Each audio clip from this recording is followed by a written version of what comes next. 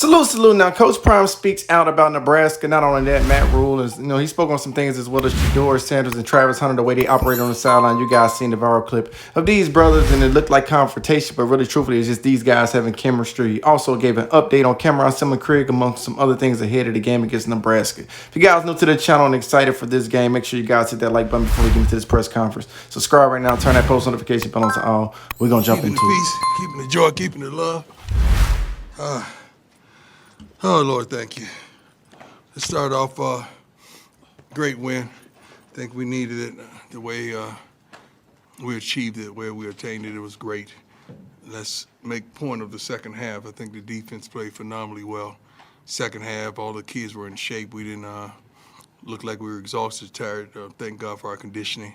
Penalties, did a great job on that as well as the team as a whole. Performed well, as expected. And overall, thank God for the W. Freshman impact. Started two true freshmen on offense in season opener. First time in school history, Draylon and Jordan. Also, Micah Hood specialist was Hood, another redshirt freshman, Tajay McCoy.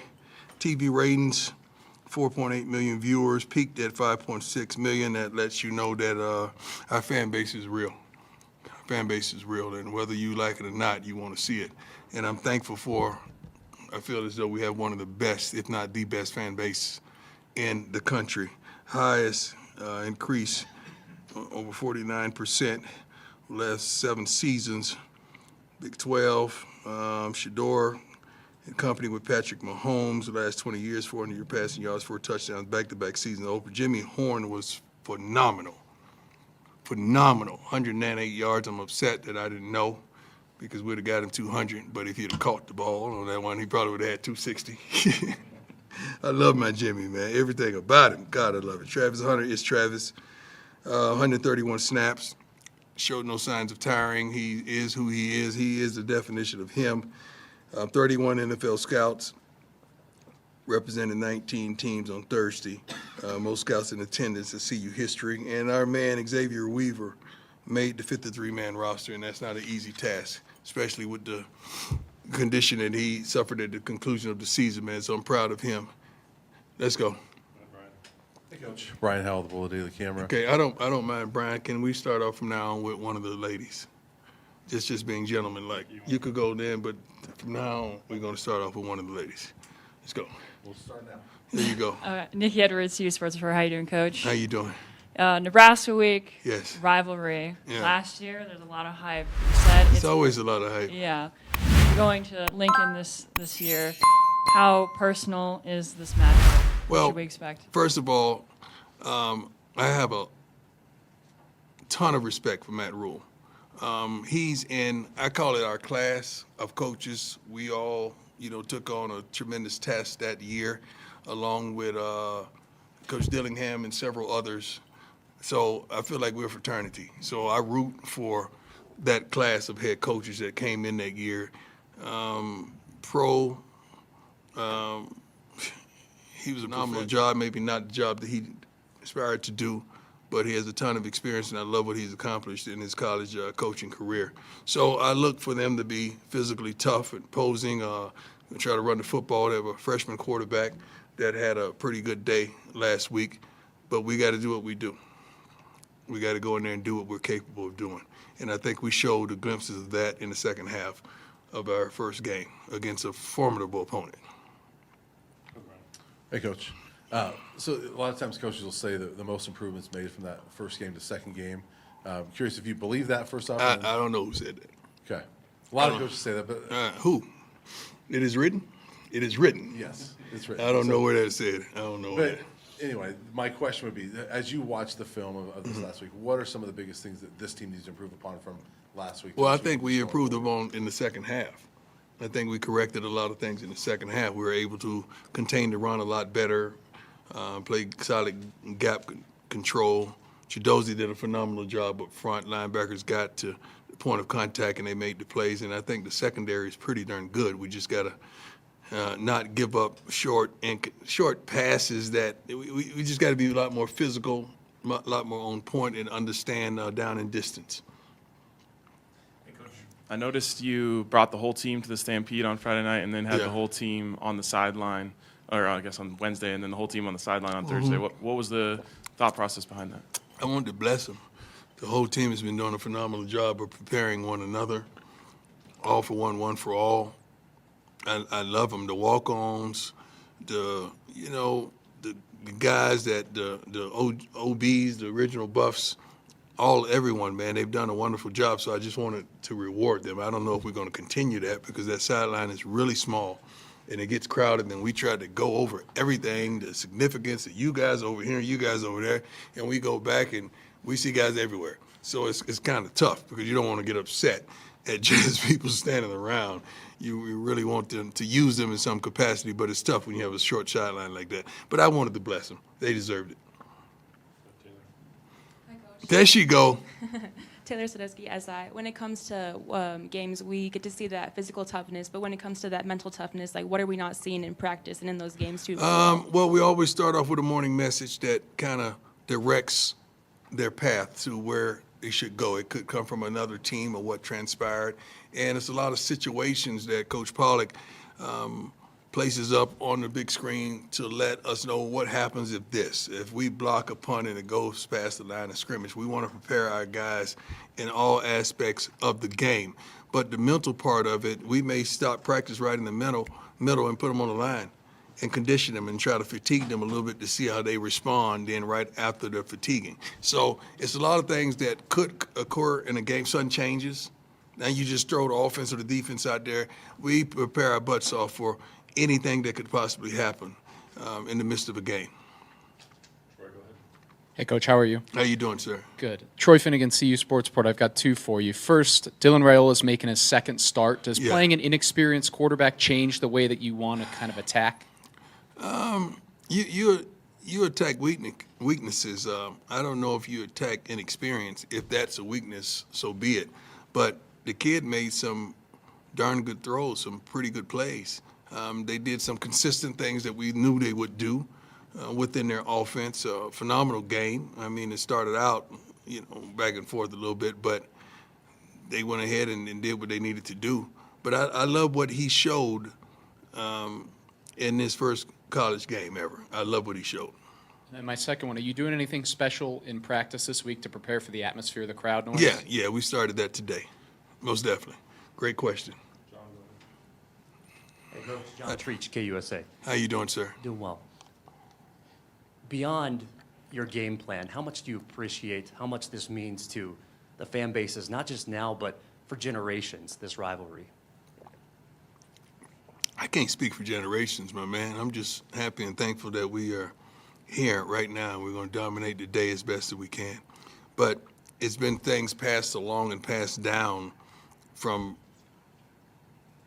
older generations to now that the governor got up in the meeting today and he took the floor and he allowed us to know some things about this rivalry and some things that should impact us just passionately about this rivalry. I'm pretty sure you're not going to see anybody on the team wearing red anywhere this week because he politely allowed us to know that's a no-no. So I love it. I think that's what college football is all about, whether we're in the same conferences or not, but this is a tremendous rivalry, and I look forward to it. Jason, go ahead. Hey, Coach. Jason Jones, Sports Illustrated. I just picked up on something that I'd love to give you a chance to comment on. Give me a chance to comment on. Big Here difference. comes the big one. Yeah, no, you'll like this. Okay. Going from last year to this year, it Yes, sir. seems like starting with the offensive line, Yes, sir. and now recently seeing Shedeur and Travis kind of go at it. Go at it. Which way? Shedeur was giving Travis some guff about how he ran a route. Well, on the ball yesterday. that's how they interact.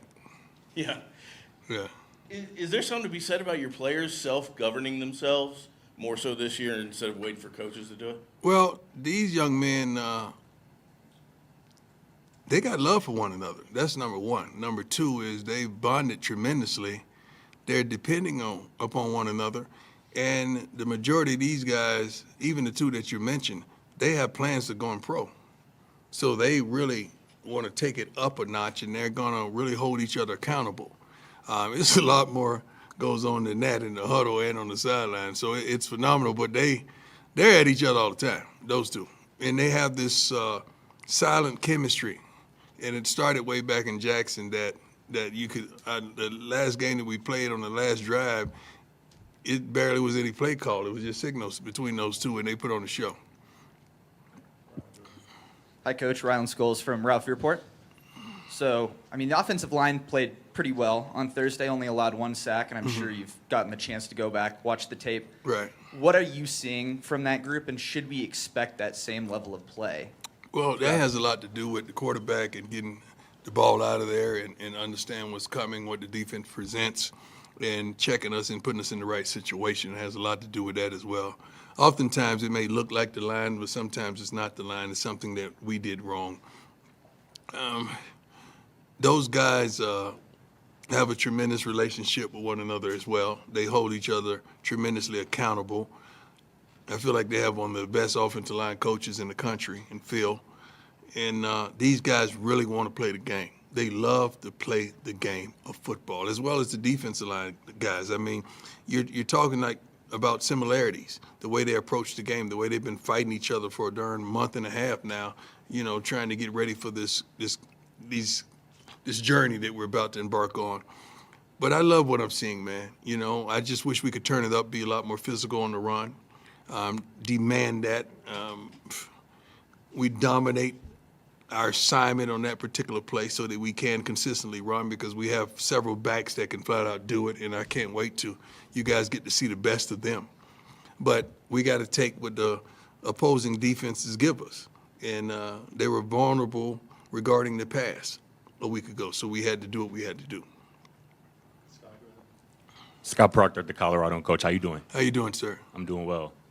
Kind of piggybacking off of that, you mentioned Thursday after the game that you wanted to see Micah Welch in there at the end until NDSU scored that late touchdown. Yeah. How likely are we to see Micah this weekend, and how similar or different you think the running back touches are going to be divvied up?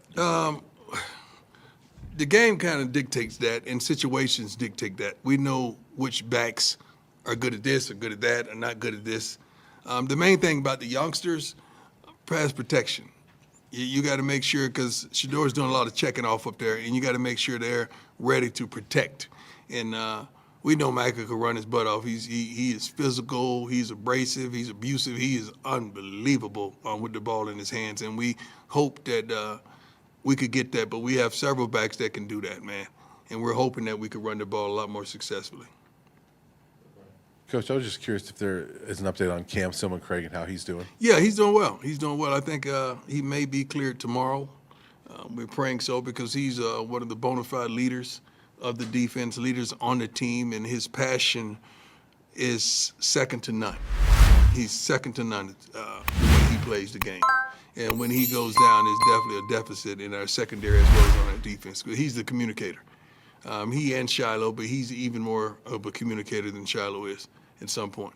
If I could ask a follow-up on that. Yes, sir. Savion Riley came in and I thought played pretty well. Yeah. What did you think of how Savion stepped in that Well, regard? we all got work to do. I certainly have work to do. Savion has work to do, but he came in and he did something that he didn't prepare for. He didn't prepare to be the down safety. He's really the free, you know, with Shiloh. But we felt better about going on with Savion in there, and he stood up to the test. So we're proud of him. So now he prepares for both, because you never know. But thank God we got that kind of depth that we. I'm not going to say we didn't miss a beat, because Cam is phenomenal, but Savion did a great job. Coach, Jack Harlow with Buffalo's Jack, how you doing, sir? Good. How are you? Good. Wanted to go back to, you mentioned the true freshman getting playing time earlier. Yes, sir. We saw Draylon get a couple touches early. Just how much of a priority is that for your staff to get some of those freshmen, just get their feet I wet don't think early? it's a priority. I think it's how the game is laid out. Like, we kind of play the game before we play the game. So when you're game planning plays and you go to an empty package, because Draylon is just like a running back as well. You got to understand. So the opposing team may not change personnel because he's just like a running back, and that gives you an advantage if you're in man and they motion him out and he's a receiver on a linebacker. That's going to be a problem. So the guys got to earn it, man. We don't just throw you out there just because you're a freshman. If you earn it, you're going to get opportunities to play.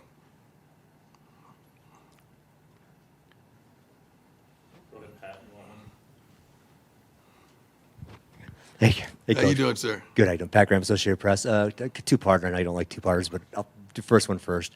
When you're designing the offense, how much does input does Shedeur have in the play calling? How much does he? I mean, how much?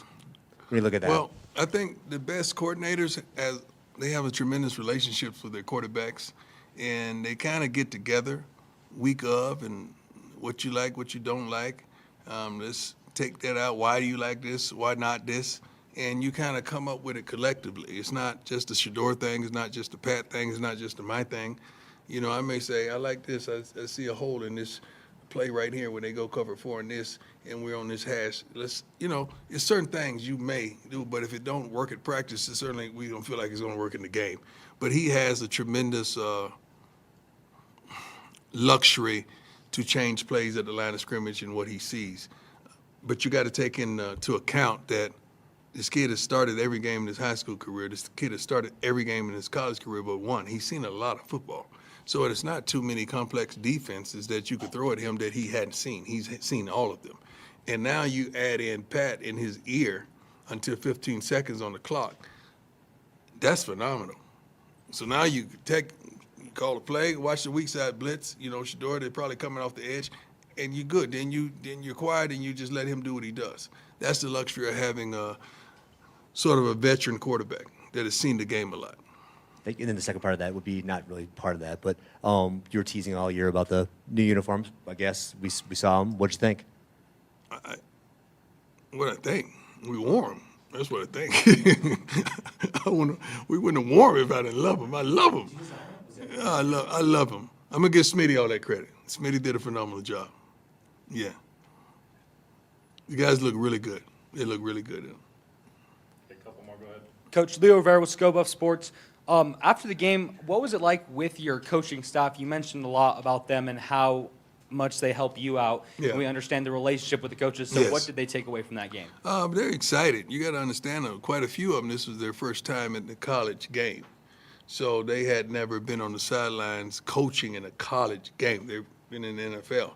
So it was phenomenal for them. But, after the game, everybody just dispersed and go their separate ways because you got kids, you got family, you got everybody in town that you're trying to entertain, and you're just trying to put an exclamation mark at the end of the sentence. But overall, everybody had a great time. It was challenging. You got to believe what you see.